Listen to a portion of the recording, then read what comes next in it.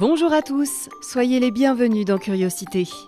Cette semaine, votre magazine vous emmène à la découverte d'un art singulier, la stéréoscopie.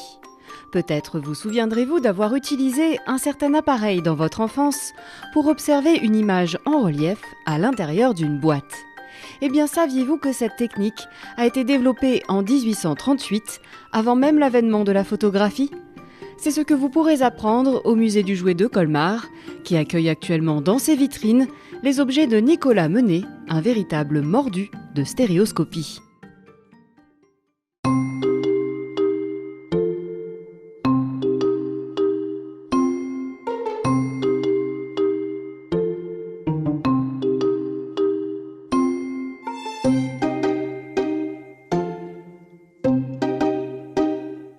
Je m'appelle Nicolas Menet, je suis réalisateur, monteur, truquiste. Je travaille beaucoup dans l'image et les effets spéciaux. J'ai exploité différents médiums, à la base la vidéo, mais aussi le documentaire interactif et la VR.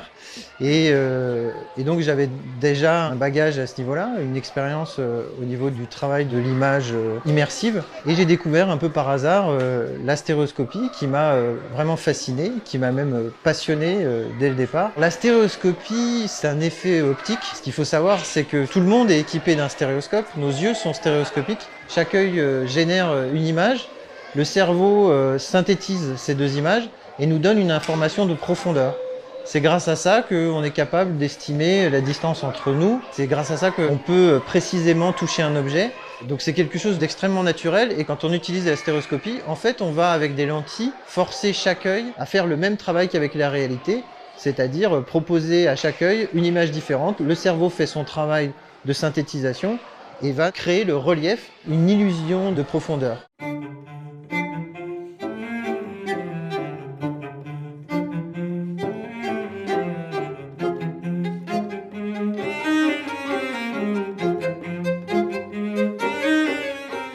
J'ai défini 3 axes de travail. Un premier axe qui était justement historique, essayer de bien comprendre quel était le contexte, qui avait fait quoi, quand, comment. Le deuxième volet, c'était celui un peu plus technique de maîtriser la fabrication des images, donc la prise de vue. Et à partir de là, j'ai essayé de développer, comme on pouvait trouver en 1900, 1920, des vendeurs de stéréoscopes anciens pliables qui étaient envoyés par la poste. J'ai créé l'univers du cartoscope qui propose un catalogue d'images que j'essaye de faire grandir le plus possible et un stéréoscope qui soit adapté aux plus petits, aux plus grands, qui répondent aussi à des problématiques actuelles, c'est-à-dire le fait que le stéréoscope soit en carton, qu'on ait quelque chose qui soit absolument pas électronique, sans batterie, sans recharge, sans mise à jour, qui soit donc pas obsolète au bout d'un certain temps.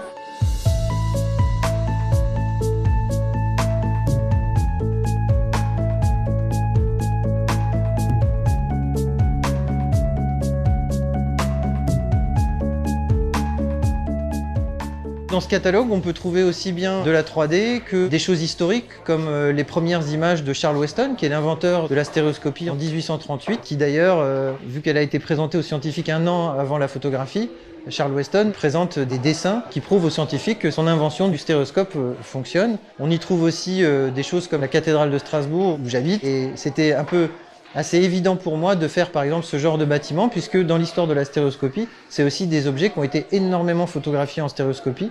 Des séries comme par exemple le travail avec un light painter qui s'appelle Jadikan, qui crée des sculptures lumineuses en stéréoscopie.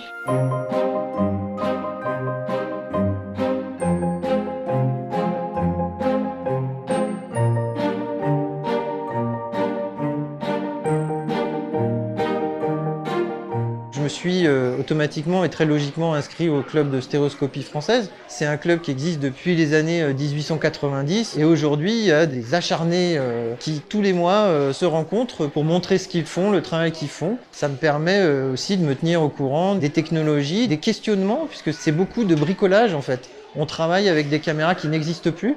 On travaille avec des techniques qui sont plus du tout mises en avant et donc il faut construire ses propres appareils, il faut apprendre par soi-même. Il n'y a pas d'école de stéréoscopie. On va vraiment tout faire, bricoler, mélanger tel type d'appareil et chacun voilà, se donne des conseils. C'est passionnant.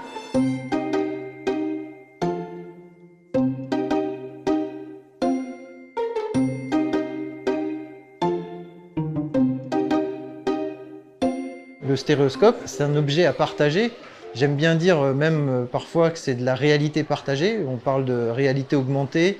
Là, c'est vraiment de la réalité partagée. Dans un monde de technologie, de virtualisation, un monde médiatique qui va à 100 000 à l'heure, effectivement, de débarquer avec un bout de carton, de lentilles, de mettre ça devant les yeux des gens et d'entendre « waouh » et de voir que les gens sont capables de passer 3 minutes à observer une image, c'est quelque chose de rare, de précieux.